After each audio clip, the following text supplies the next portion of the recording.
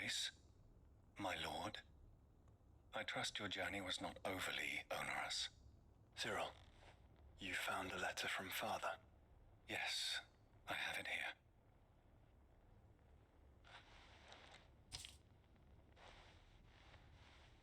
If you would do us the honor, my lord.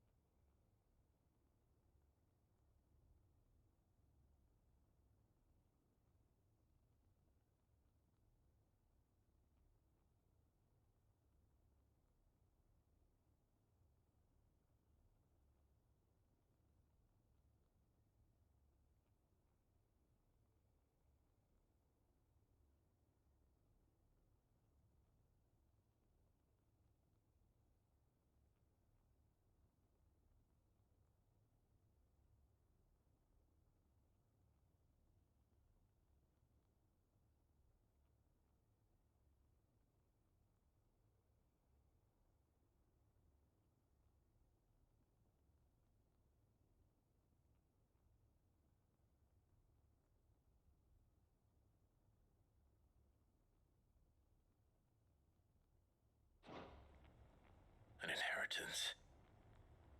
It would seem the late Archduke penned this missive shortly before his passing.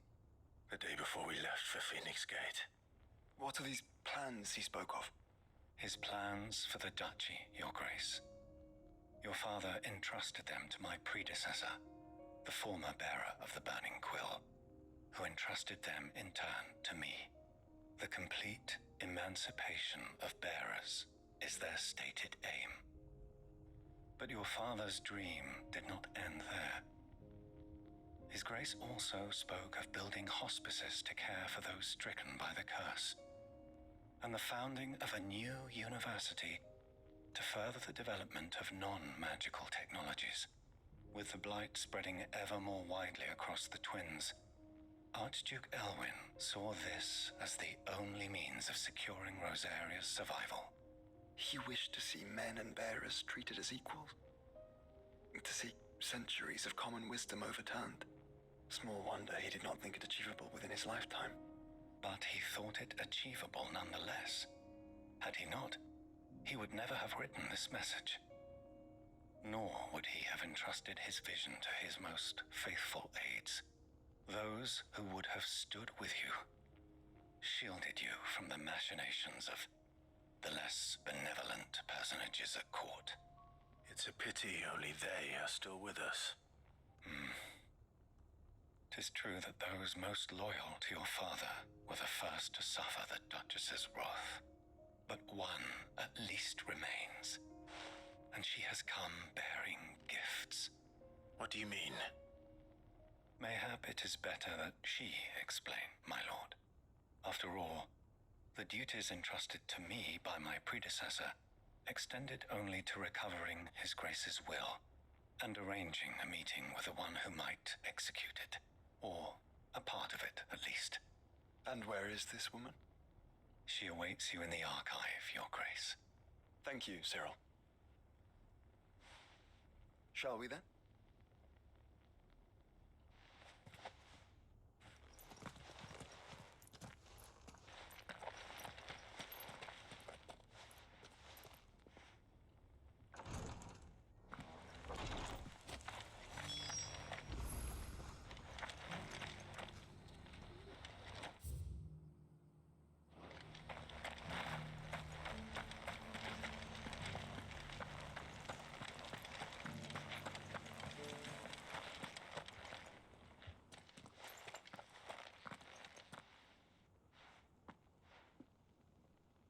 My lord, your grace.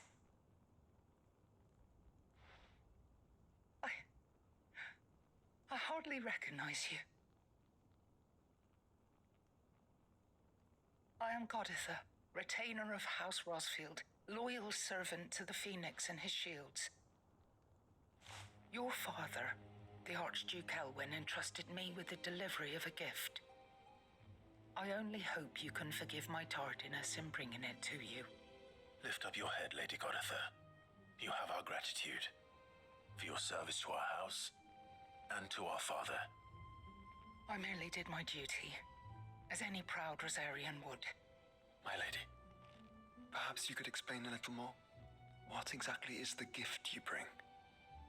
As I'm sure you know, it has long been the custom for the children of House Rosfield to be presented with certain keepsakes upon their coming of age. Indeed it has. Our father often spoke of the day when our turn would come. And had he lived to see it, he would have presented you with the treasures I bear. Matching armbands for you both. Alas, he did not live. Indeed, he was taken from us even before they could be completed. He had intended to claim the Heartstone with which each armband was to be finished himself, but it was not to be. And his gifts remain incomplete. I see. It saddens me to bring them before you, as they are. It was your father's wish that you be presented with the finished articles, not these works in progress. But with his grace long since gone, and the stone left unclaimed, I had little choice. You are grown men now, and his house is yours. And while I would not presume to insist upon your claiming the Heartstone in his stead, I know that nothing would have pleased him more than for you to do so. Thank you, Lady Goditha. What say you, Clive? What else? Of course, my lady. May our father's will be done. Oh, I am much obliged. Do you know where we might find this Heartstone, my lady? I do. Though it may be a matter of a good deal more than simply happening upon it. It is found in the bellies of elder griffins, you see. We do at least know where to find one. A certain specimen has made its nest in Titan's Wake, not far from here. A certain specimen? You are most perceptive, Your Grace. In answer to your unspoken question, yes. In fact, this is the very same beast your father meant to slay. I have been tracking its movements since you were but a boy. Were you to slay it in his stead, as men of House Rosfield, it would surely make your father proud. What say you, Joshua? What else?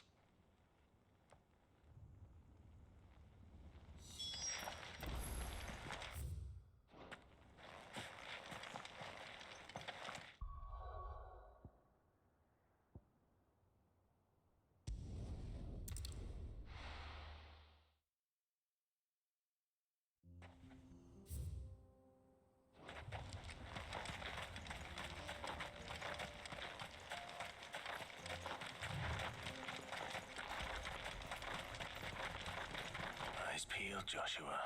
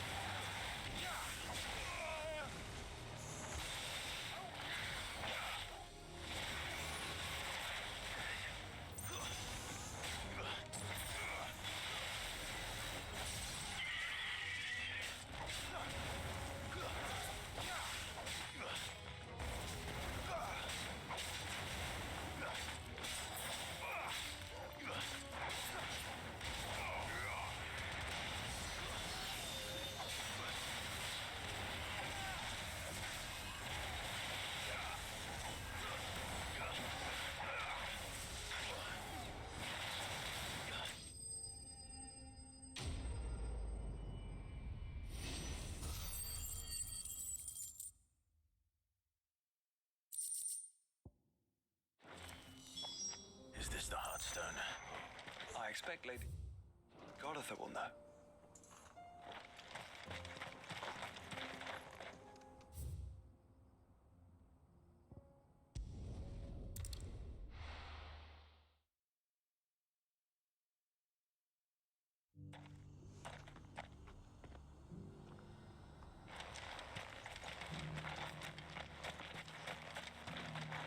Here, take a look at my wares. A fine choice. Come again.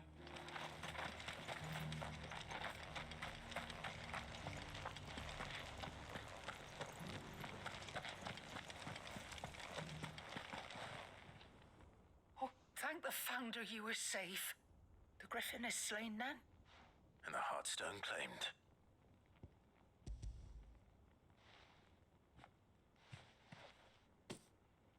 Yes, this radiant luster like frozen flame. It is just as your father described it. Thank you, my lord. Your grace. Your father would be so proud. Lady Goditha, the lapidary is ready. Thank you, Cyril.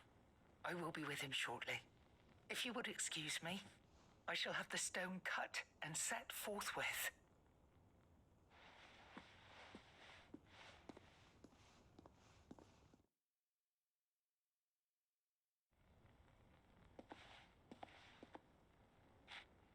The armbands are complete.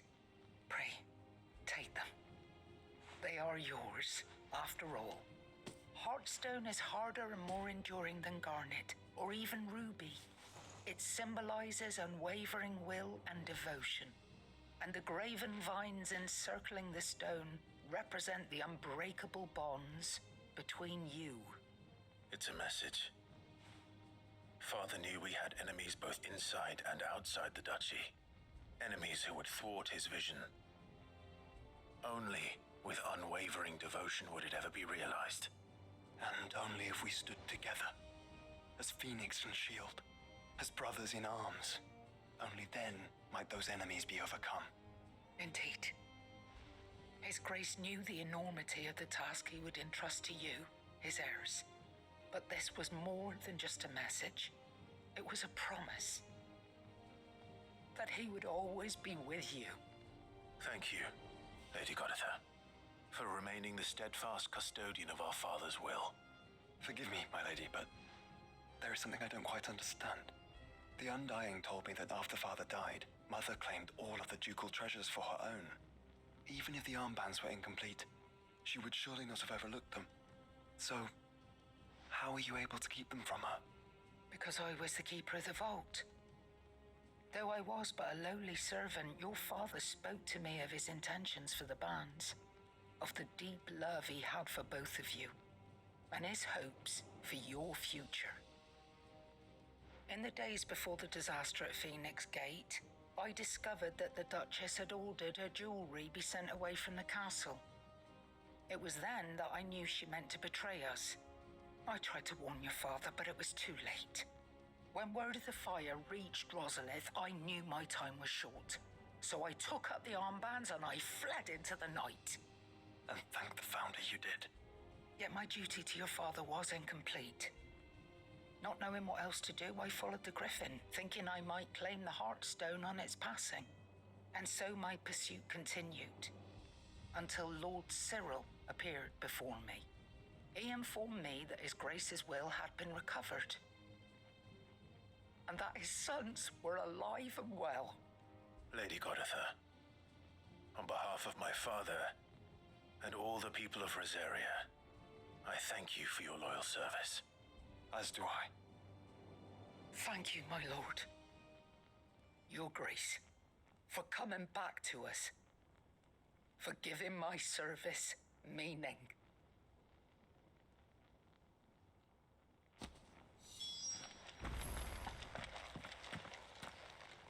The bands suit you well. It must be gratifying to finally receive the inheritance that was denied you for so long. It is. And we thank you for the part you played, Cyril. If you would permit me to play my part a little longer, Might I suggest that you make your way to your father's memorial atop Hawk's Cry Cliff? Let him see that you have received his blessing, and that his vision lives on in you. I suppose it would be churlish not to. What do you say, Clive? Should we pay Father a visit? I think we should. I was hoping to be able to offer him my thanks before we left for Origin. Your father's helm is enshrined there. It has been since the day we recovered it from Phoenix Gate. I prithee claim it, for it too is a part of your inheritance, and I do not doubt that your father would prefer it in your hands than perched upon some lonely rock. Thank you, Cyril.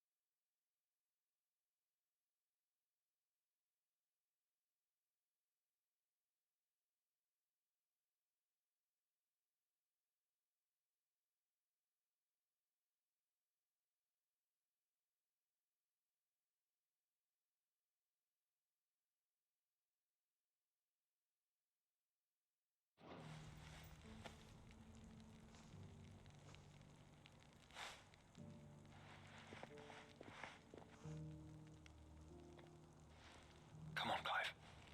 He's waiting.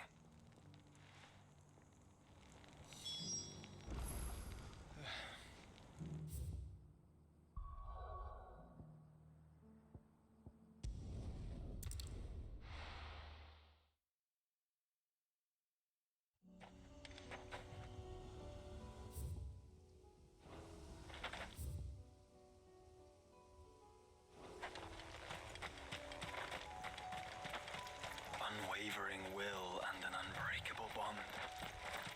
Do you really think we're strong enough? To save the world? Of course. To overcome Father's political enemies. That and less certain. Especially knowing what we know now. What Mother was truly capable of. But perhaps these bands would have helped. Knowing he was with us would have made all the difference.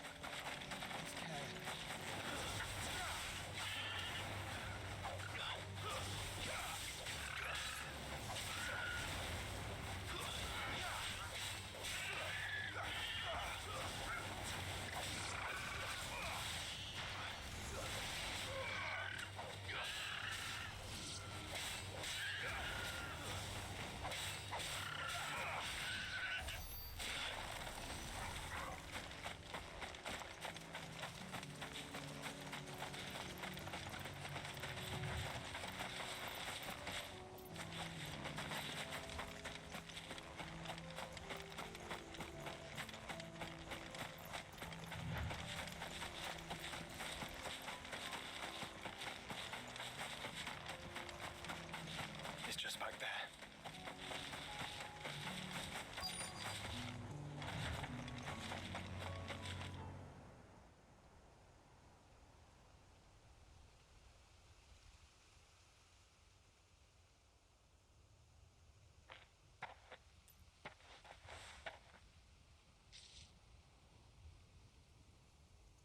Father always fought for what he believed was right. It wasn't until that night at Phoenix Gate that I realized I had never fought for anything. I always had someone else to do the fighting for me.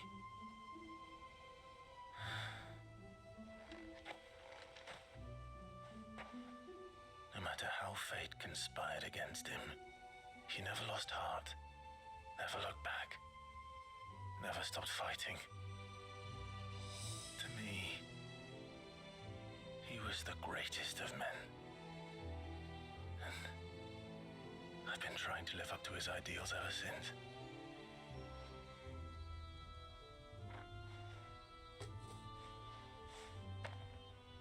We all have, Clive. We all have. And we'll keep trying. Because that's what he would have wanted. What he would have done himself. Even if it meant standing against the very gods in the heavens.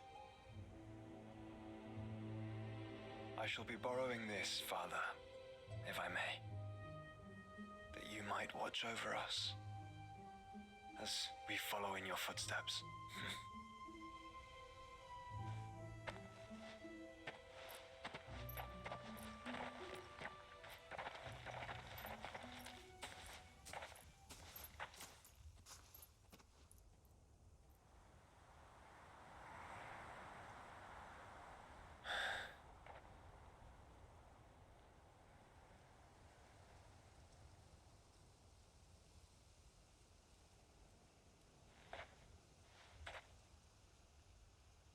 We won't let you down.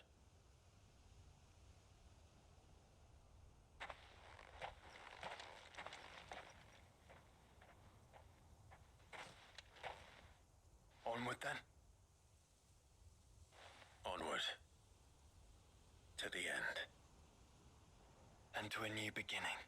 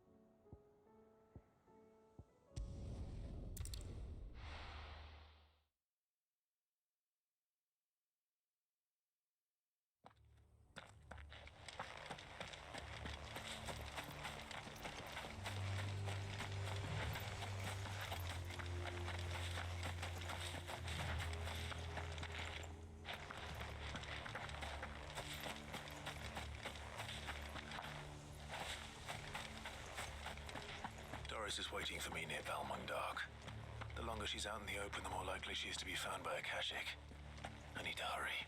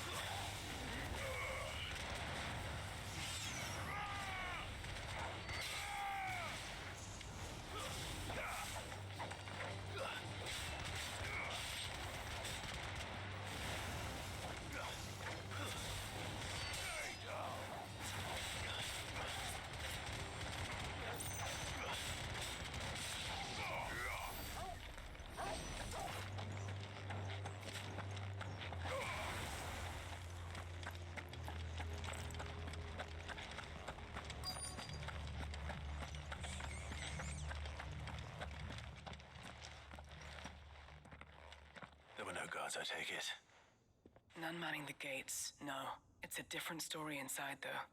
The corridors are crawling with Akashic. Most likely guards left behind when the Wardens ran. If Chadwick was being held here, I worry that he may already be. Don't give up hope just yet, but let's move quickly. Let me check the ground floor. The ether's thickest there. Then I'll search the upper level. Good luck, Sid. Stay safe.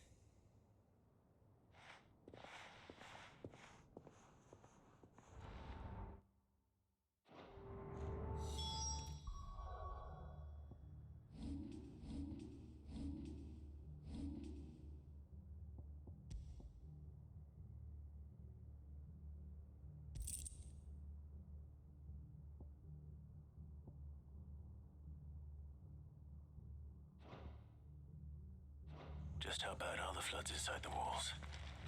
Bad enough to turn a bearer? I hope not. We're risking a lot just being here.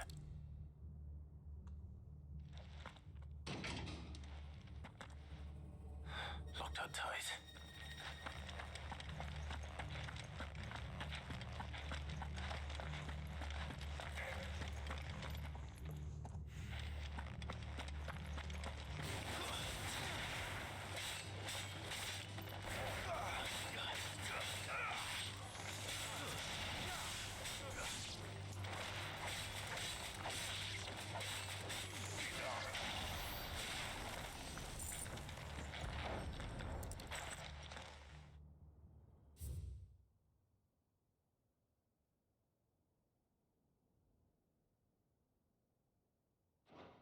So this place was no ordinary prison. And I doubt they'll have taken the creature with them when they fled.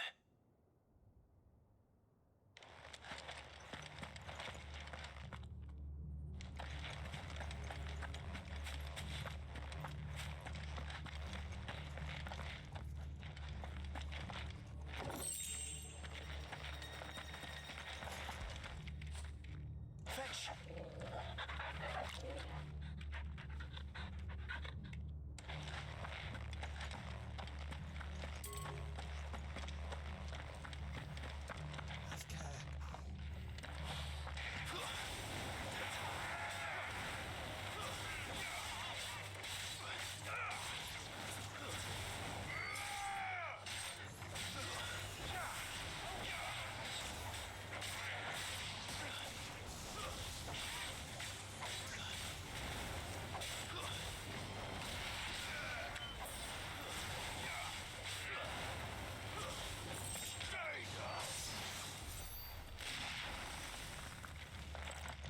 Caution, brother.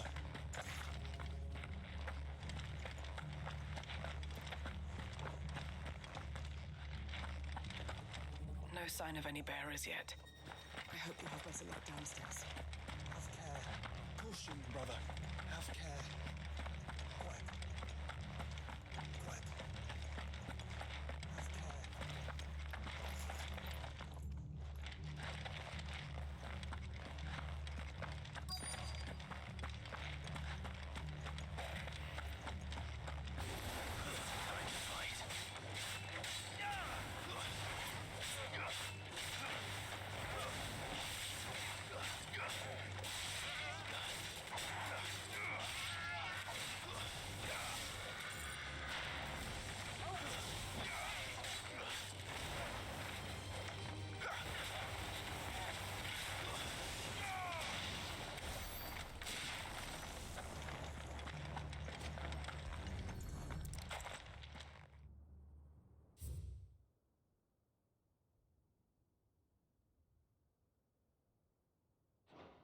Minimal loss of Waluda lives.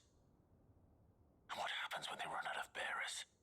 Even the Imperials take better care of their branded than that.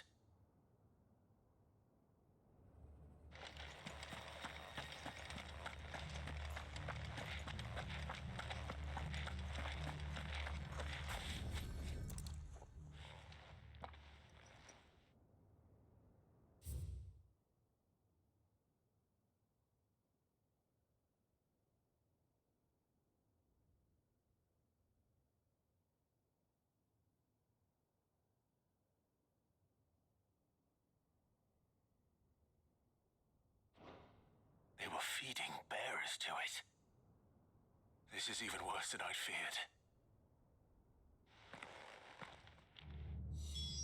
Nothing but a Kashyyyk down here. Hopefully things are looking better upstairs. I should go and see how Doris is getting on.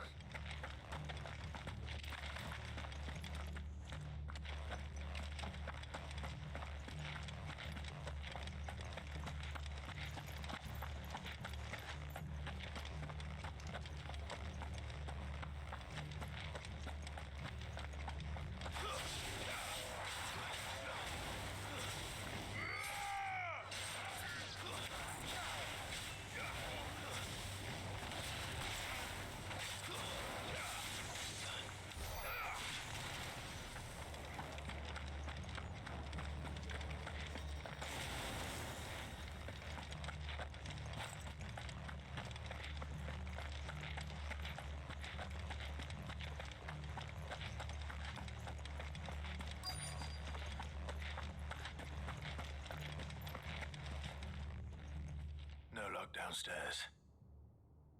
But I did find out that this place was more than just a prison.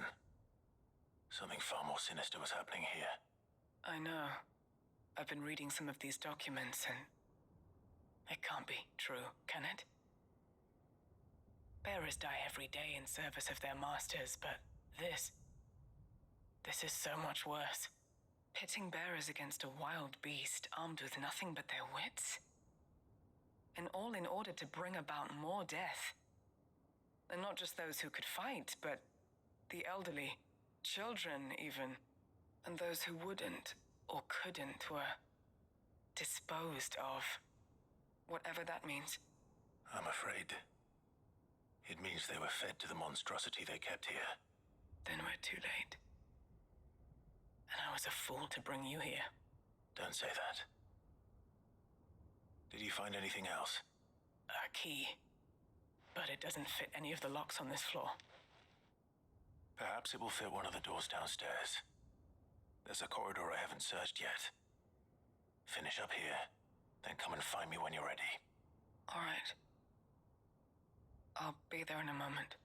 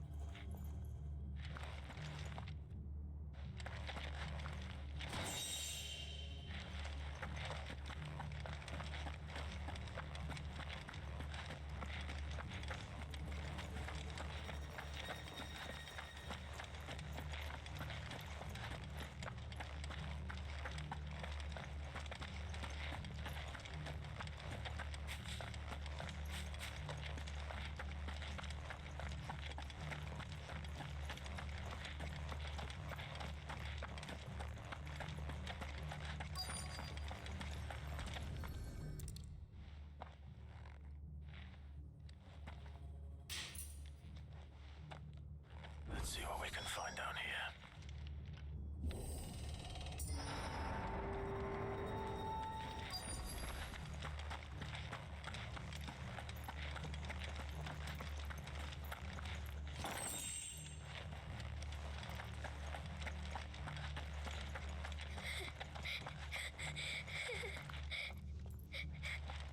A survivor. She sounds close.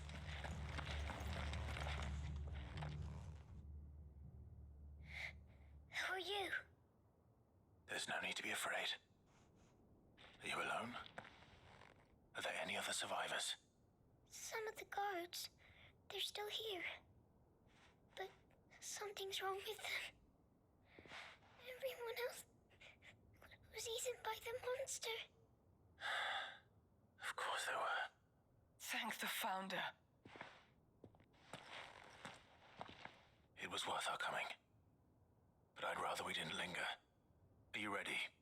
Ready when you are. You poor thing. You must have been terrified. Did Jadwick send you? What? He fought the monster. distracted it so I could run away. He must have sent you. He promised to free the others too. Where is he? He opened your cell, didn't he? He wouldn't be here otherwise. Chadwick.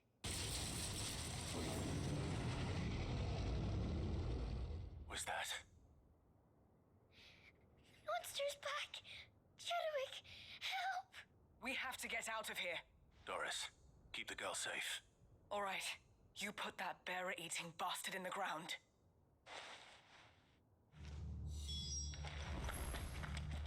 It's out there waiting for me. I can't let it live. Not if it's got a taste for bearers.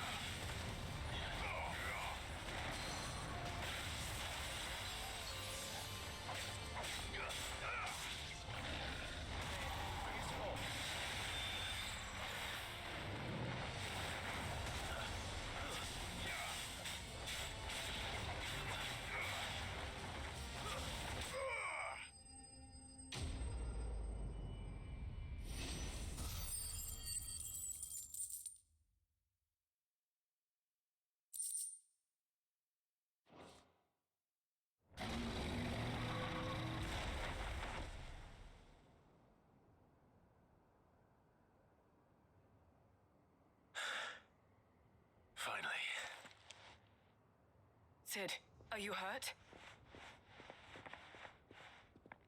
I'm fine. I think.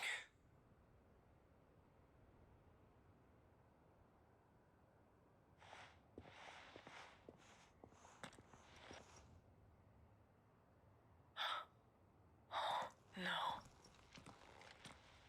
What is it? A diary. I gave it to Chadwick before we went our separate ways. He was here. Do you think that creature? I'm sure he fought bravely to the last. The girl is safe thanks to him. Chadwick. You fool. Come on. We have to get her back to the hideaway. We don't want his sacrifice to have been in vain. No. Of course not. I'll see that she's looked after from now on. It's the least I can do.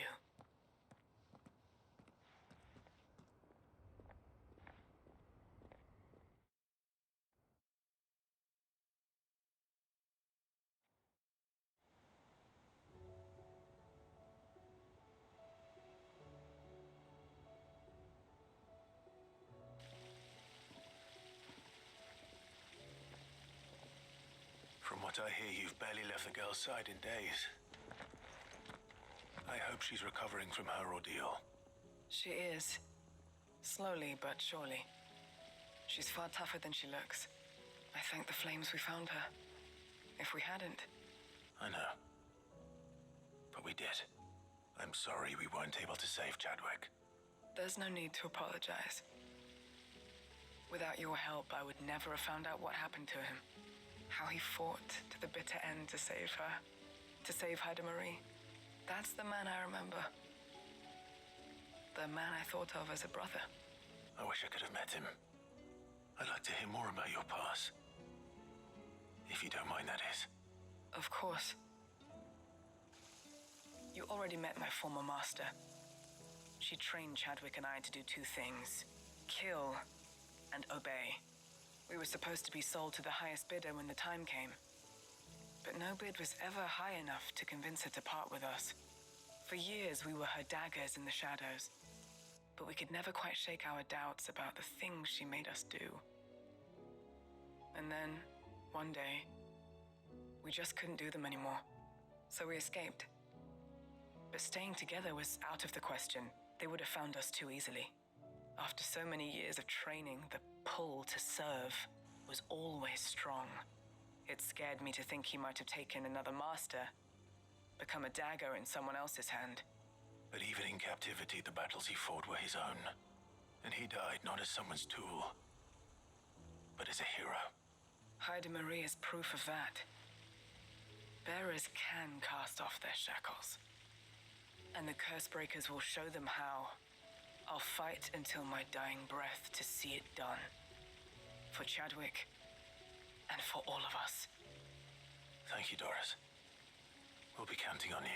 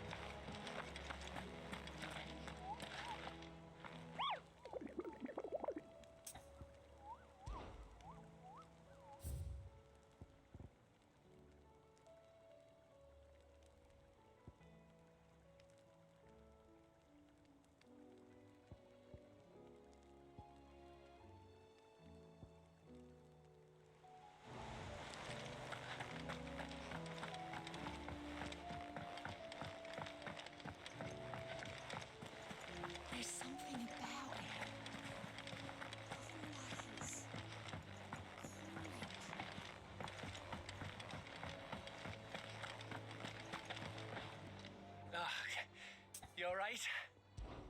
Something troubling you? No more than usual. It's just... Eda's baby will be coming soon, and I wanted to make something for it. I'm sure she'd like that. Back in the north, families would always make gifts when a bairn was on the way. Yeah, let the little tykes know they were welcome in their new homes, like. So, what's the problem? Well, the problem is that Eda's due any day now, and I don't know if I'll be ready in time. Is there anything I can do to help? You know, there just might be. All right then. What exactly are we making? A good luck charm. But not just any good luck charm. Not just any. No. One made from the feather of a silver chocobo. There's naught lucky in all the realm, or so we used to say back home anyway. Thing is, they're hard to come by. Had Otto and Karen check with their suppliers, but nothing. I'd try and track one down myself, only... Only the big day is fast approaching. And that's all you need, a feather. That or the bird whose horse it's attached to, aye. I was gonna start by asking around with traveling traders plying the northern borders. Well, there's no shortage of those passing through Martha's. I think I might make that my first port of call. I'll let you know if I find anything. You're a good friend, Clive. I won't forget this.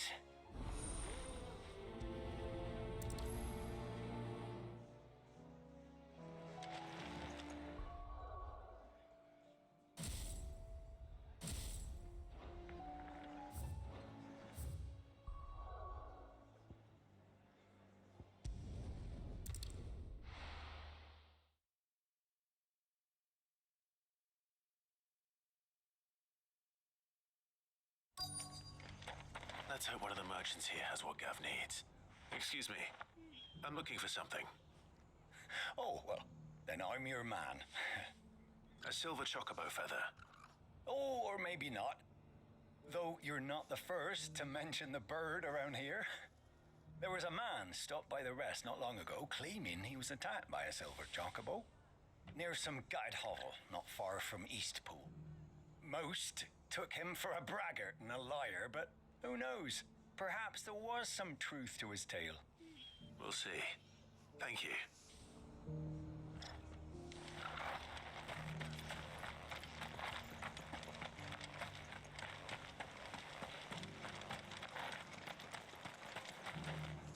What are you after?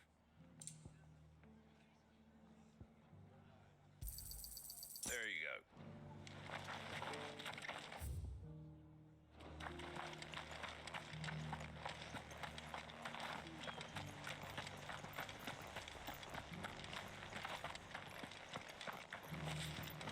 This guy can fuck right off.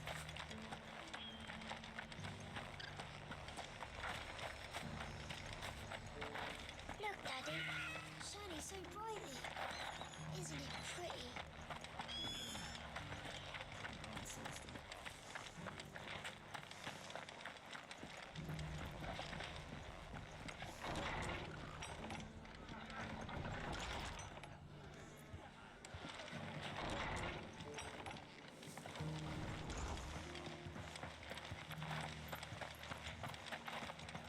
Just because the heavens have gone to wreck and ruin, it don't mean we're after them. Let's get this stone set. How do, traveller? You've the look of a man who could do with a new whetstone? Or perhaps a bawdy etching of the Vicerine? Maybe another time. I'm looking for a silver chocobo feather. If that's the case, rumours are all you're likely to find. No one has seen a silver chocobo for years. Word is they were all hunted for their feathers. Some northern nonsense about bringing good luck. Didn't bring them much, nor their bows. If any are still out there, I reckon they'll be doing their damnedest not to be discovered. You're probably right. Thank you anyway.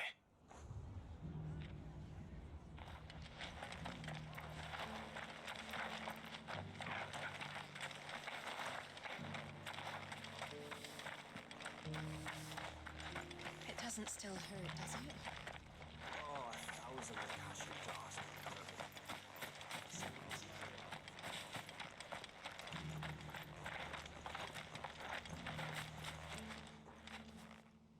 I help you with summit? You wouldn't happen to sell silver chocobo feathers, would you? I deal in fruit, not fancies. But if it's fancies you're after, I suggest you try Rhiannon's ride. Was a silver chocobo seen there? Oh, yes. If you believe the ravings of a madman. It wouldn't be the first time. A silver chocobo sighted in the hills near Rhiannon's ride. It sounds almost too good to be true. Oh, but since I'm already here,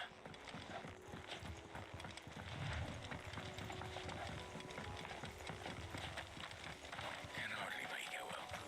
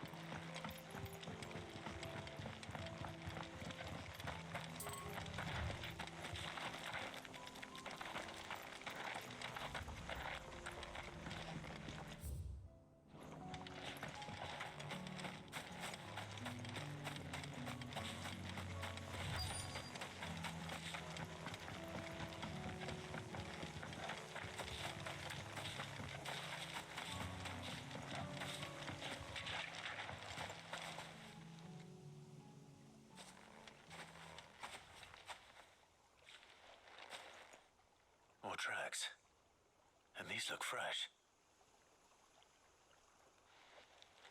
The chocobo was here. And recently. Perhaps it still is.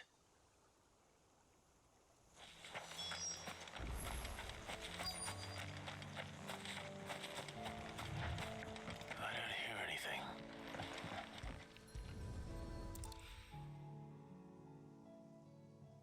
Well, I'll be damned.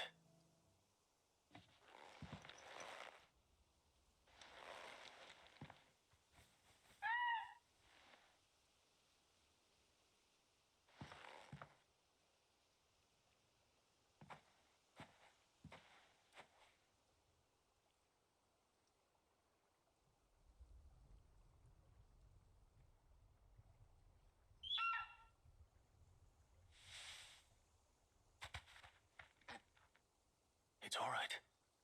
I'm not going to hurt you. Just borrowing a feather for my friend.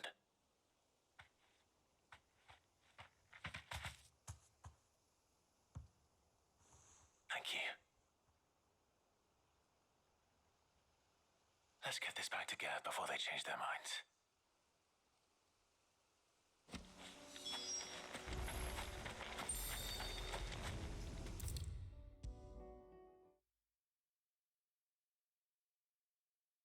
It was no trouble at all. Still. Clive, you're back. How'd you get on? Any luck? Any luck, you say?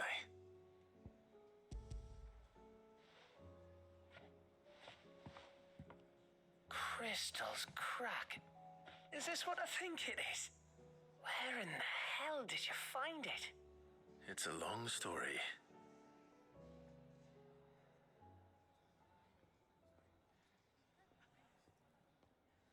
Right there on the road to Eastpool. Who'd have thought it? Everything up there's been abandoned for years. The empty cabin made for the perfect shelter. Though I fear my presence may have forced the poor creatures to look elsewhere.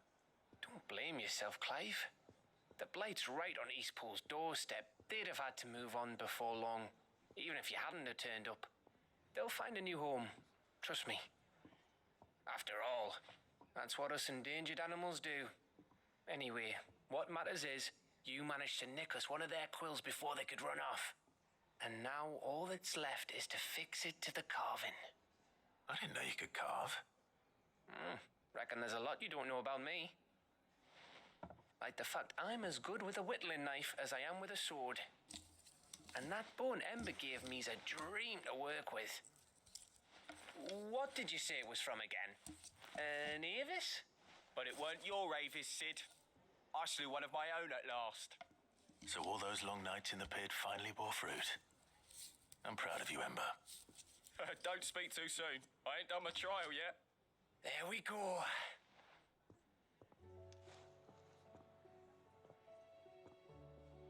What do you think? I think if you ever hang up your scouting cap, you'll be able to make an honest living. Oh, will I? I should go and see if Ed is awake. Give it my best. You can give it to yourself. Come on.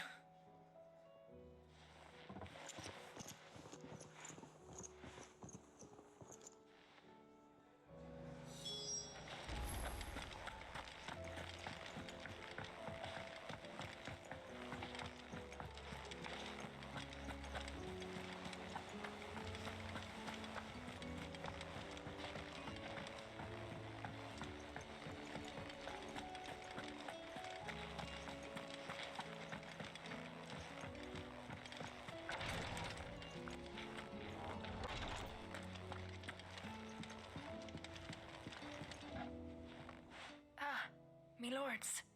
How are you feeling? Well, thank you. Is something wrong? Wrong? No, nothing like that. What it is... Go on, please.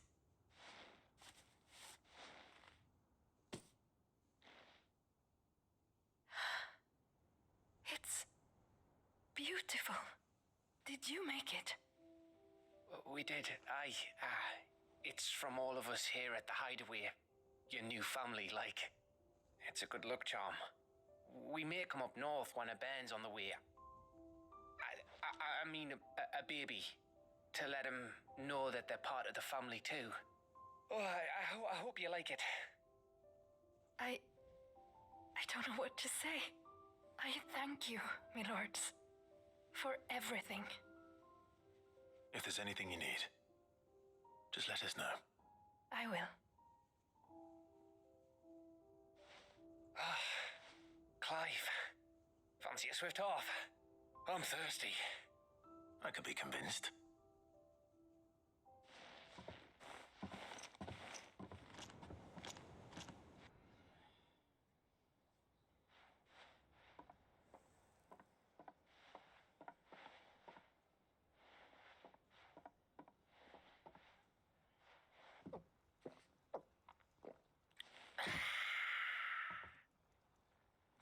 Don't you think you've had enough? Oh, we're celebrating. I'm gonna be a father. I think Edda might have something to say about that. You know what I mean. Bit of light in these dark times.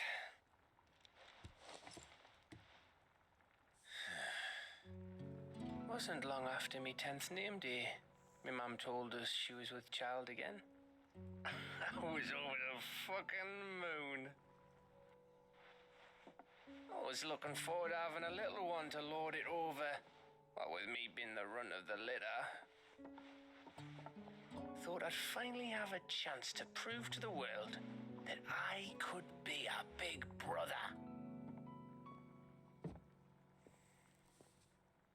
Imperials came the day she went into labour. Had myself a baby sister. And then I didn't. My whole family gone in a blink while I hid in the cellar like the spineless little arsehole I was. Great brother I turned out to be.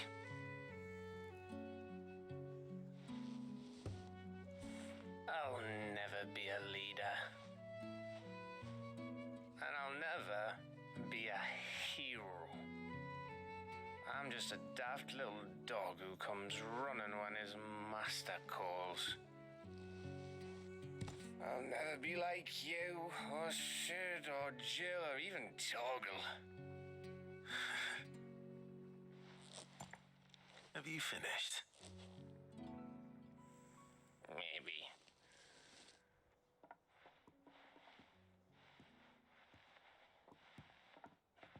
Do you know why you're our best scout? Because you don't need anyone to hold your hand. Without your resourcefulness, your courage, your determination, I don't know where we'd be. Maybe hanging off a cliff like, That was only the once. Exactly. You learned from it. And here you are after Founder knows how many missions, stronger for everyone. And let's not forget Rosalith. Who was it who freed me from the dungeon? Who was it who ran to Jill's rescue? That would be me. Because you're our brother, Gav. My brother.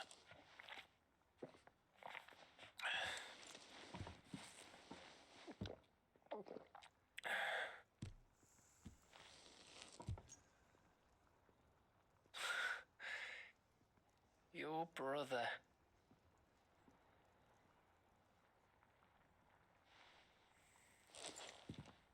Which means that when the time comes, I get your room. And your sword.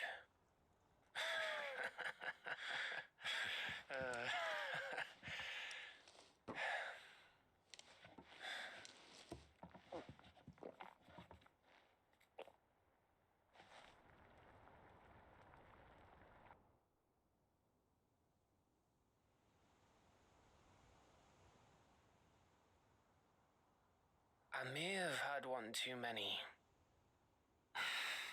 You may have had 10 too many. I said I was thirsty. Better get back to work anyway. After I walk this off. Clive? What is it? Thanks for, you know. I know.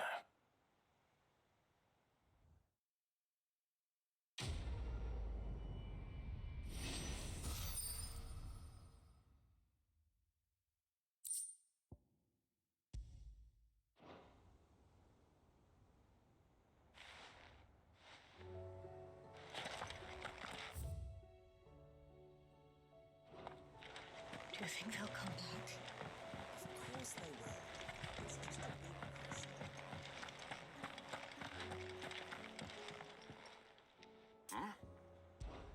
Clive, my boy! Rutherford informs me that we owe you our thanks. Hadn't intended for you to get involved, but such are the times we live in, huh? I would have done the same for anyone else. You're far too modest, Clive. You'd make a terrible nobleman. But tell me, is the realm truly in as dire a state as Rutherford suggests? From what little I saw, you were right to be worried.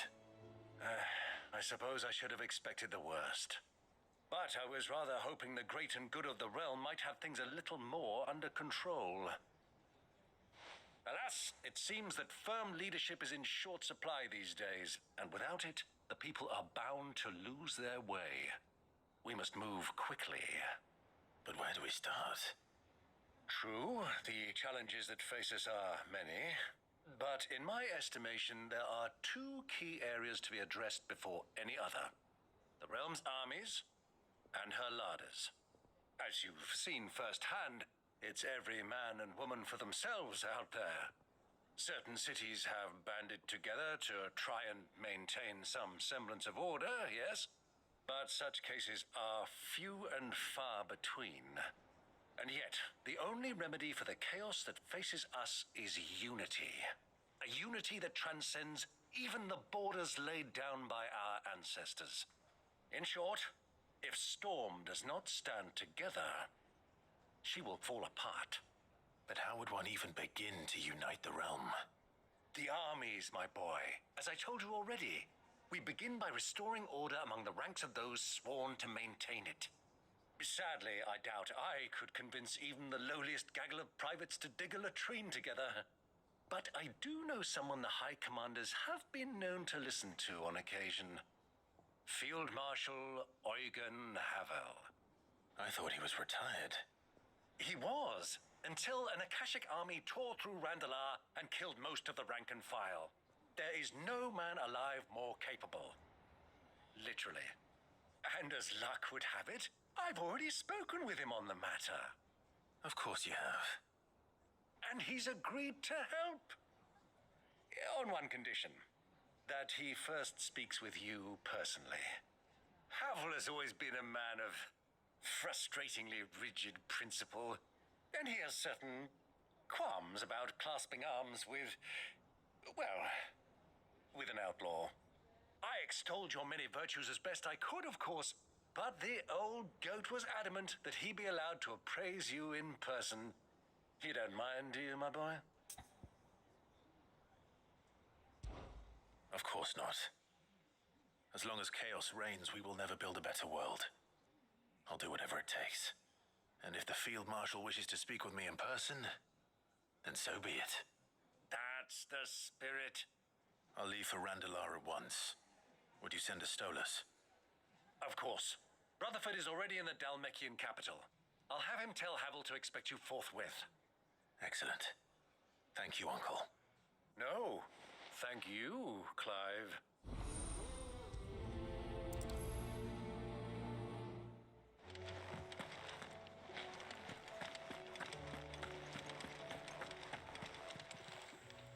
Still alive, are ya?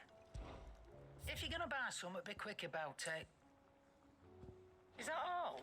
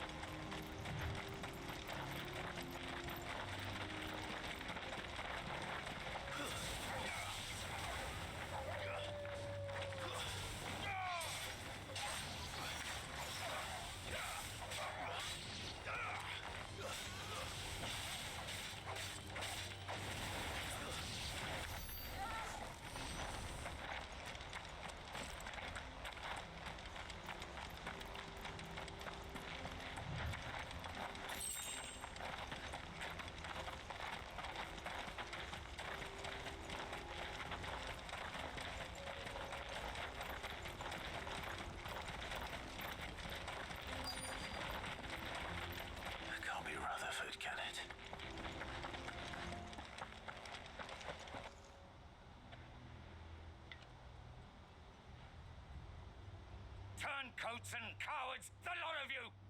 If it's a fight you want, it's a fight you shall have! Allow me. I don't need your... Please, Field Marshal, oblige him. This won't take long. You're right. It won't. Men, finish him.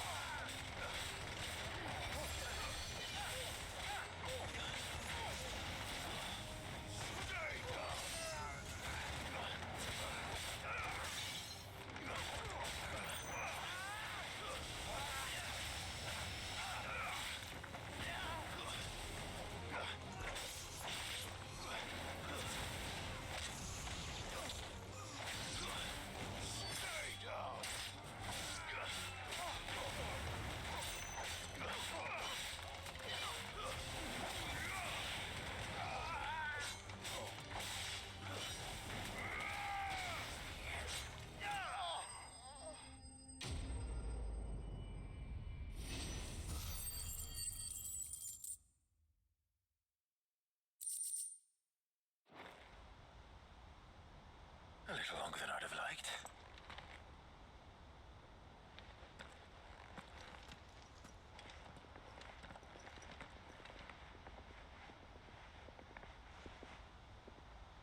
Field Marshal Havel, I presume. Are either of you injured? No, my lord. You arrived just as our escort turned on us. Fucking traitors! I'd heard reports of soldiers in the outlying regions abandoning the oaths they swore. But I hadn't thought the corruption had reached so close to the heart of the Republic. It's a fucking disgrace. Your interfering old bastard of an uncle tried to warn me, of course. My lord Marquis. Or is Sid the Outlaw more to your liking? Call me what you want. It doesn't change who I am, or the urgency of the message I bring.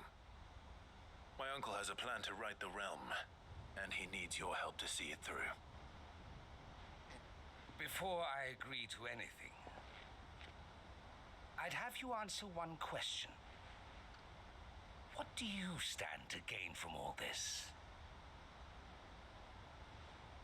I won't deny that I might benefit from further chaos. But I seek a new beginning for all of us. And while the choices I've made may not always have been the right ones, I know I made them for the right reasons.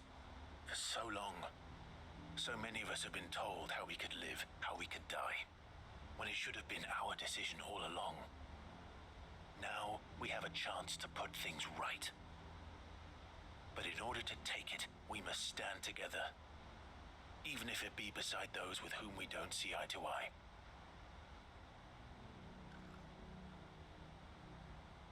Certainly not the words I expected from an outlaw. But perhaps your uncle was right. You are no ordinary outlaw. I'll never hear the end of this. All right. I'll start by ordering my most trusted guard to bring the Dalmekian fringes under control. Next, I'll make contact with my counterparts in the Imperial Army and see if I can't convince them to try and restore order in their own territory. Thank you, Field Marshal. But they are not the only ones we will need to convince. What do you mean? I don't doubt that I can bully some sense into a few generals. But those they answer to require a different kind of persuasion. And when it comes to honeyed words, well, we will need an envoy. One who can court even the most stubborn of statesmen. You, perhaps. I'm flattered. But I'm no diplomat either. And I have other problems to attend to. What we need is a skilled arbitrator. And I may know just the person. Is that so? And would he happen to be an outlaw too? Of a different kind, perhaps. Beggars can't be choosers. I suppose we'll all have to find a little of the outlaw in ourselves if we're to make it through this. Very well. Send your man to me right away. I shall.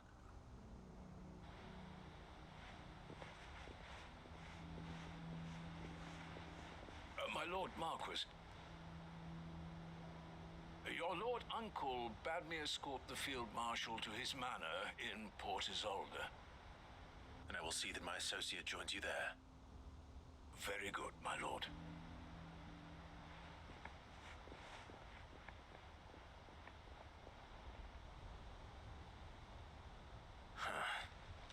An envoy. I'm not sure I'm the man to talk anyone round. I can barely convince my brother to take his medicine. No. This is a job for someone with experience. Someone like Quentin. I hope I can convince him at least.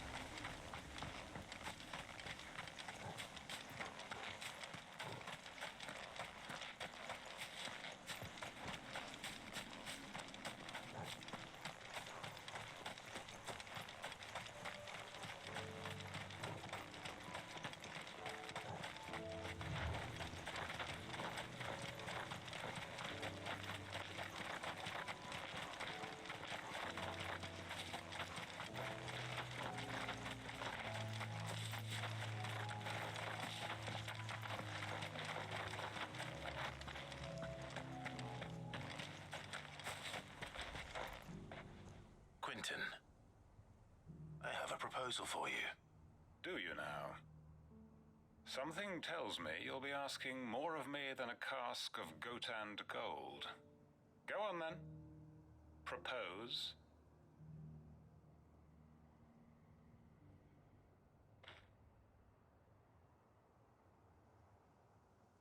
You'd have me convince the chiefs and chamberlains of the realm that they should simply swallow their pride and do the one thing that has proved impossible for thousands of years. Was there anything else? Perhaps I can fetch you a meat pie as well. I know it's a lot to ask, but I can think of none better suited to the role. And you'd have me give up what little I have left to do it. I told you, Clive. The people of Lostwing are my family, and I cannot abandon them. You'll have to find someone else. I'm sorry to hear that. So am I. And why might that be? What he's asking. How's it any different to what you've done so far? They want you to speak for those who can't speak for themselves. That's what you do best. If it's the vineyard you're worried about, we'll see that the grapes are picked and the tons filled. You know we will. It's not that. Then what is it? You said yourself we're family. Don't you trust us? You know that's not what I'm... Then what are you saying? That only we are worth saving? Why turn your back on everyone else? You convinced us we could build new lives for ourselves, and if you can do that, who's to say you couldn't convince the entire realm? A stirring argument. I fear that any rejoinder I make might fall somewhat flat by comparison. So you'll join us? Where do you need me? Field Marshal Havel will want to speak with you in person. He's currently in Port Isolde. I can arrange for a party of curse-breakers to accompany you there. That would be very much appreciated. I hear the roads are far from safe these days. Hopefully not for long. My uncle will want to know that his plan is taking shape.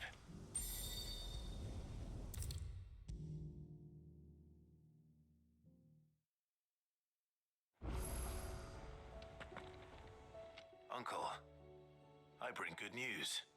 The Field Marshal has agreed to your plan. Ha! Of course he has. I didn't doubt you for a moment, dear boy. Rutherford is accompanying him back to your manor in Port Isolde as we speak. They will await your return there. As will one other. One other? Who, exactly? Lord Havel was concerned that even if he could get the realm's armies to agree to an accord, he might not be as successful in convincing those with political power. He asked if I might have a solution, and I suggested a certain Imperial Lord Magistrate turned Liberator. One of your co-conspirators? Master Quinton would probably call me one of his. But yes. Another outlaw, then. Just the thing we need to put these rotten politicos in their places. Good thinking, Clive. I'm glad you approve. The more the merrier, eh? Uncle, assuming Havel and Quinton can solve our problem with the armies, you still haven't mentioned how we might manage the grain shortages. Oh, don't you worry, my boy. The 7 high houses will be seeing to that. They have all agreed to make the most generous of donations. Oh, of course, it did take a little persuasion, but luckily I had some unexpected help. From who? Why, you, my boy. Rumor has it that you rescued the Lady Ariane's head steward Rockford from a horde of bloodthirsty bandits. It was more of a handful. Well, the old battle axe was so pleased. She had a shipload of talents delivered to my private docks by the next new moon. And when the other houses saw the parsimonious old crone's purse strings finally loosen, they as good as tripped over themselves in the rush to follow suit. I'm happy to hear it. Now, I must be getting back to the manor. Join us there at your earliest convenience, would you? Of course, Uncle.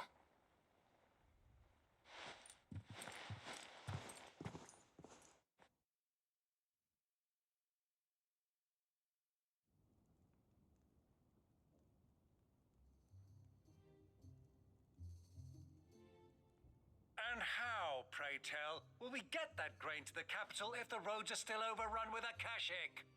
You'll find another bloody road. I only have so many men, and I'm not about to send them headlong into an ether flood. That is, unless you'd have them turn as well. Well, I'd certainly eat less. Says the man with a belly bigger than a band of curls. My soldiers actually need their rations. Without any food to keep them going, they'll be dead even before you've sent them on your fool's errand. If I may, gentlemen, perhaps I might suggest an alternative approach. Though supply routes are indeed disrupted, there is no shortage of ships. Indeed, they bob away in every bay from here to Randalar, awaiting a safe haven. Allow them to make port and fill their bellies full of grain. And once those who crowd the cities are fed, ferry the displaced back to the countryside to work the fallow fields. But I'm sure that you wish to continue your discussion. Forgive the interruption. 2 such firm friends as yourselves need no help from the likes of me. Rutherford spoke fondly of the great bond between you. Us? Friends? I can't stand the man. Clive, I'm beginning to question the quality of the company you keep. And what kind of company were you expecting him to keep? The man's a criminal. Criminal? How dare you? You are not fit to breathe the same air as this fine, upstanding young gentleman. Upstanding? He calls himself Sid the Bloody Outlaw. Once more unto the breach.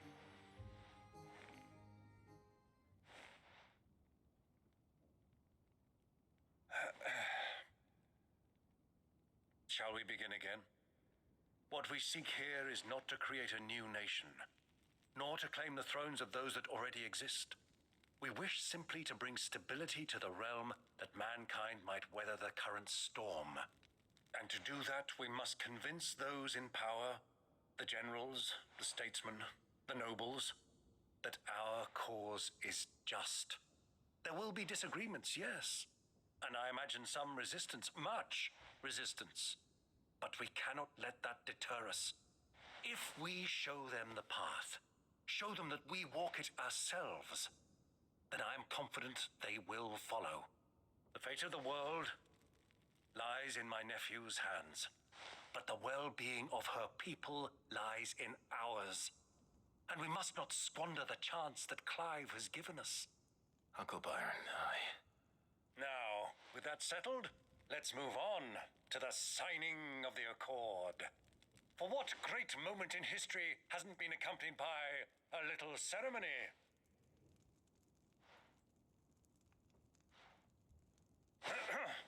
Citizens of Valisthea, I present to you the Triunity.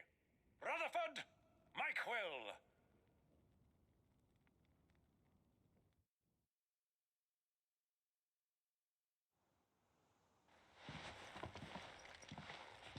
Well, my boy, the stage is set.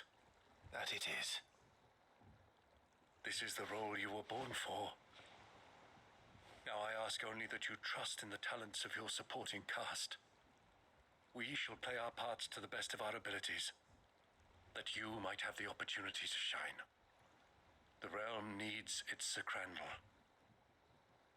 And there is no better Crandall than you, Clive. I want you to keep this signed accord as proof of our faith in you. I will. Thank you, Uncle.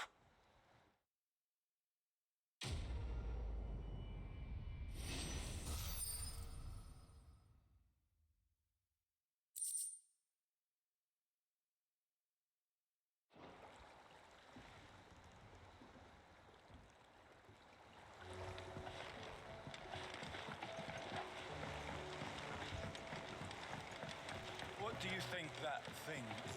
And how the hell is Sid going to deal with that?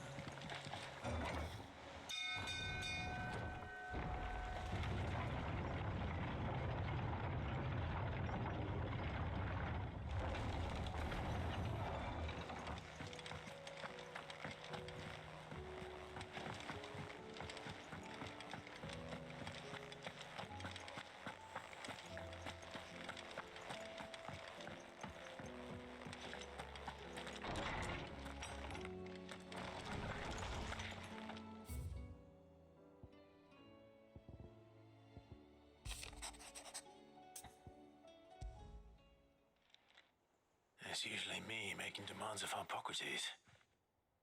I wonder what this is about.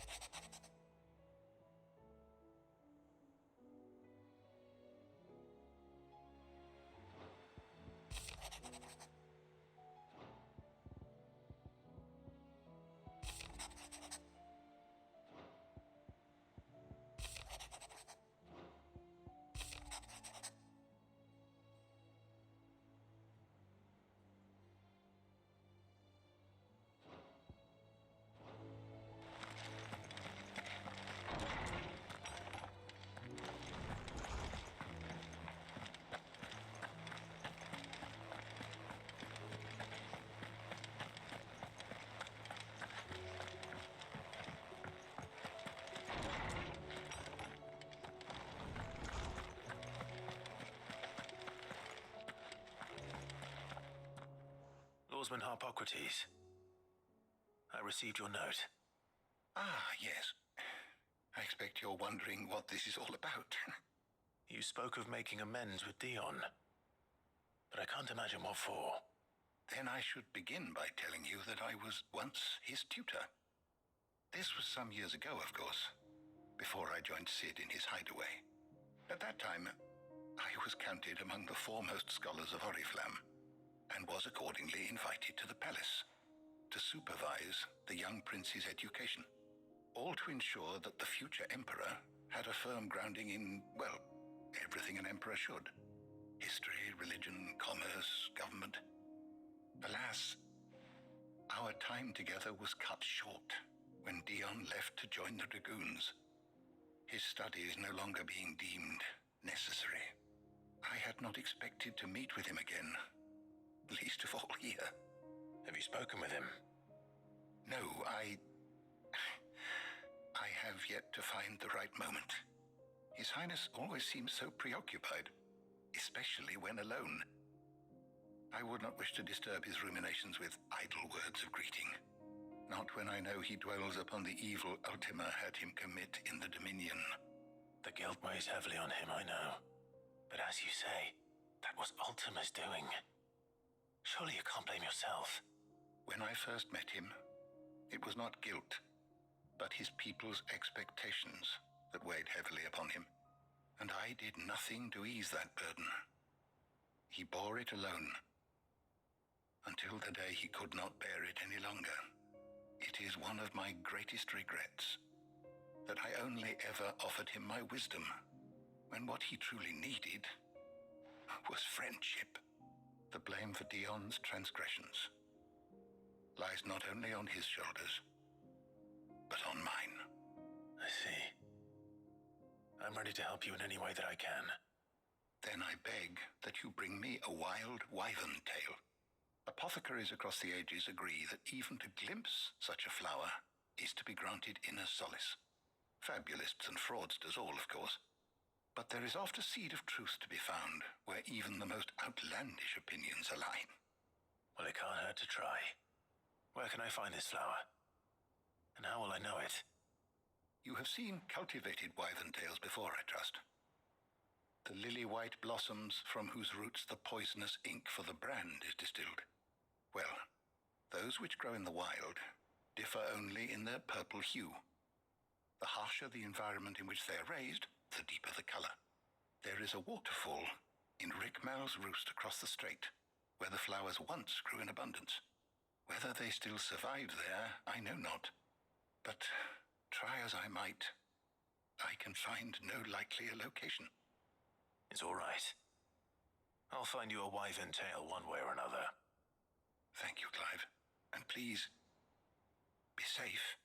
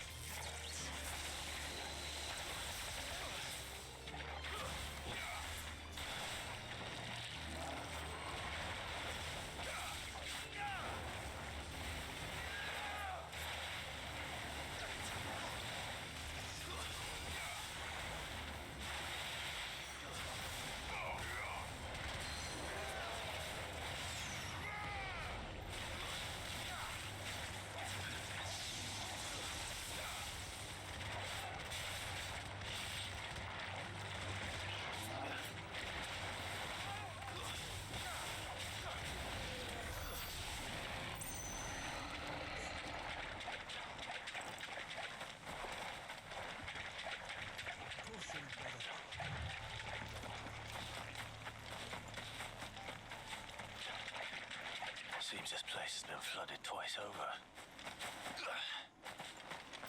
Purple flowers blooming next to a waterfall. Be too hard to find.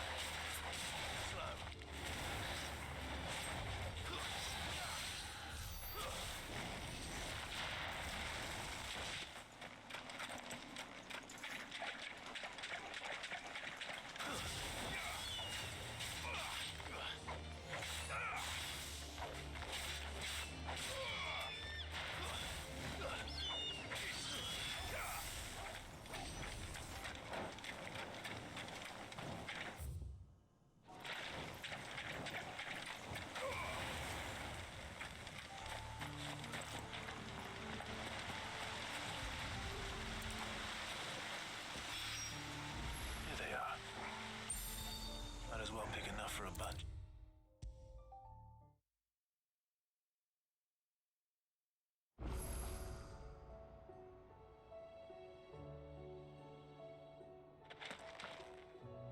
Oarsman, I found the flowers you were looking for. You did? I think I did.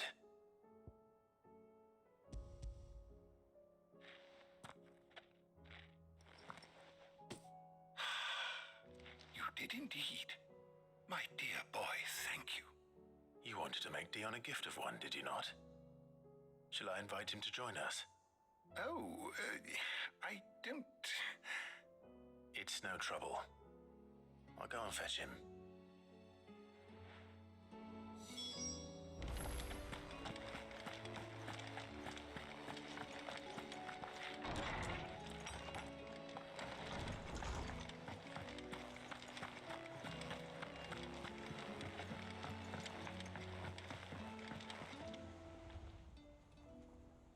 Your Highness, would you do me the honor of accompanying me? Now. It is time, then. No. Only to the shelves. Our lawsman has something he'd like to give you. Master Harpocrates. No. I dare not show my face before him. Not after everything I have done. I have taken countless innocent lives. And ruined countless more. All because I was weak. I have sworn to atone for my crimes or die in the attempt. But were I to meet with him again, and see in his eyes what I have become, I fear that my resolve might falter. Then that is all the more reason to do it. Test your resolve. Prove to yourself, and to him, how strong it truly is.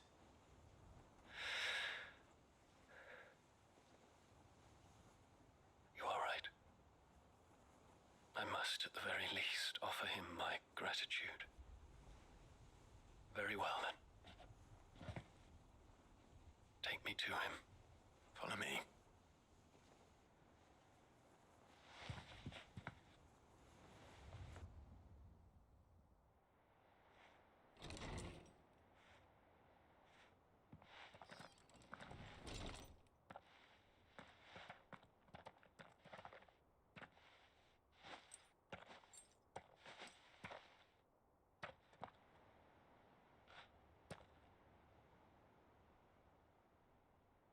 Even now, I hesitate to approach him.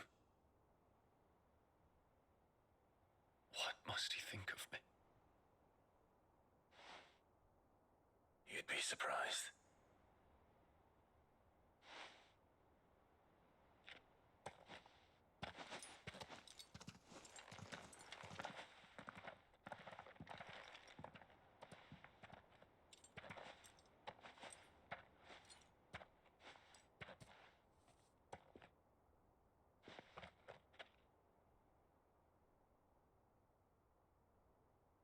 Master Harpocrates, pray, accept my apologies for leaving your tutelage before my studies were complete.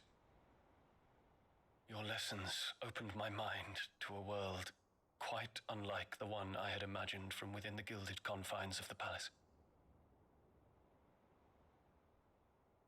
And I shall be forever grateful for the efforts you made to enlighten me. Lift up your head, Your Highness. The deeds of use require no apology. That you took the time to visit me says much about the man you have become. Now, there is something I would like to show you.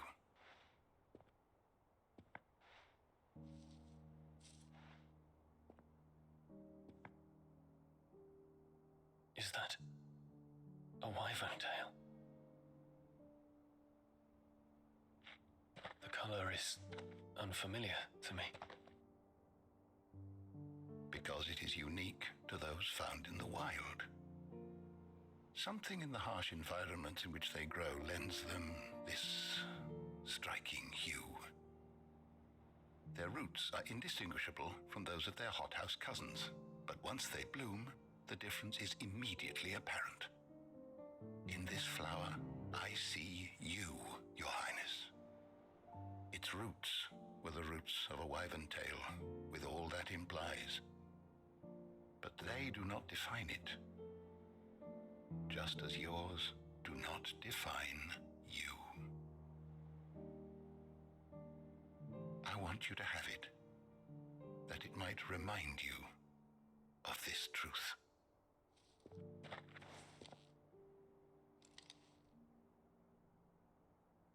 Master Harpocrates, I would ask of you a service.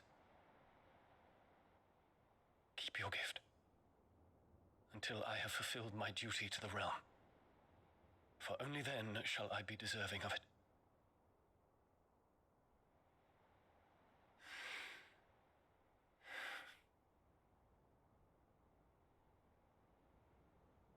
As you wish, Your Highness. I shall await your return.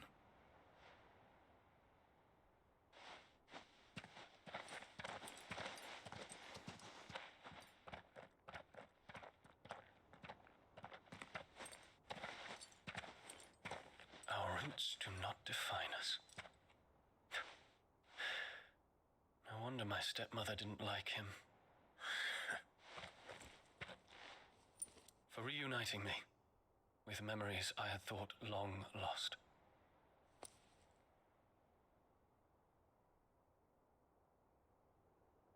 I shall not forget this.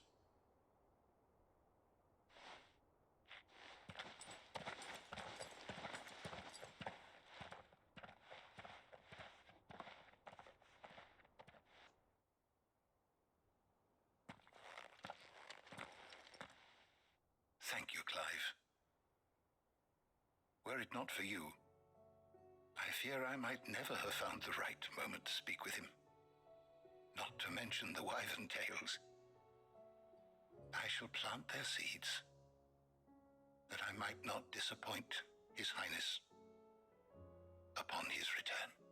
I hope the soil in the hideaway is to their liking. Why, these flowers bloomed in the bleak, black wastes of Waloed. I'm sure Nigel's yard will suit them to a T.